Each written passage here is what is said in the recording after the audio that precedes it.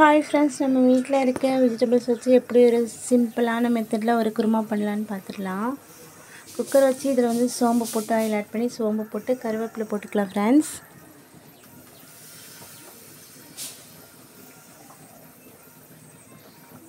அப்புறம் சாப்பிட ஆனியன் போட்டுக்கலாம். என்கிட்ட வந்து பார்த்திங்கன்னா இன்றைக்கி வந்து கேரட், பீன்ஸு, பிளாக் கொண்டக்கடலை இருந்துச்சு, அதுதான் சேர்க்குறேன். நான் இப்போ டொமேட்டோ கட் பண்ணி வச்சுருக்கேன். ஆனியன் போட்டு நல்லா அது ப்ரௌன் கலராக வந்ததும் இப்போ வந்து நம்ம தக்காளி சேர்த்துக்கலாம்.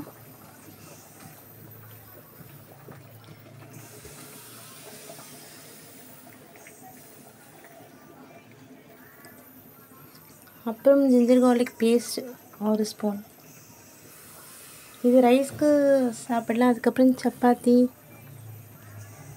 தோசை, இட்லி, பூரி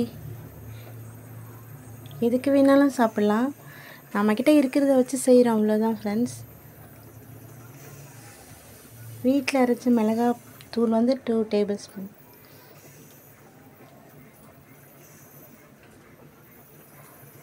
சூப்பராக இருக்கும்.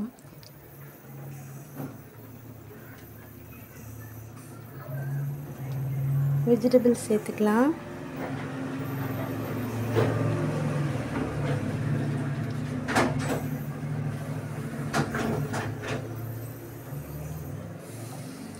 வெஜிடபிள்ஸ் சேர்த்து நல்லா கலக்கி விட்டு அதுக்கப்புறம் பார்த்திங்கன்னா ஒரு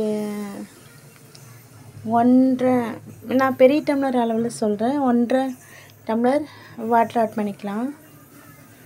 இப்போ ஒரு விசில் ஒரு 3 விட்டு நான்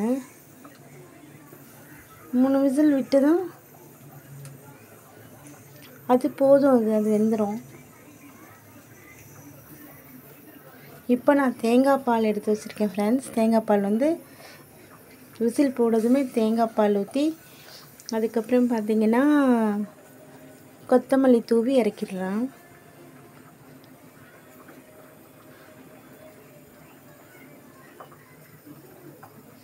பாருங்கள் ஃப்ரெண்ட்ஸ், சூப்பராக இருக்கும், அட்டகாசமாக இருக்கும் taste.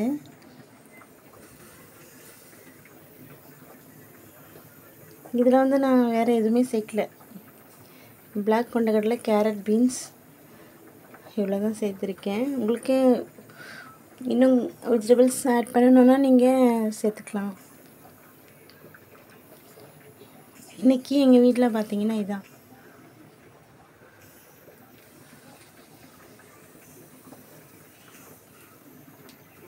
Thank you friends, bye bye.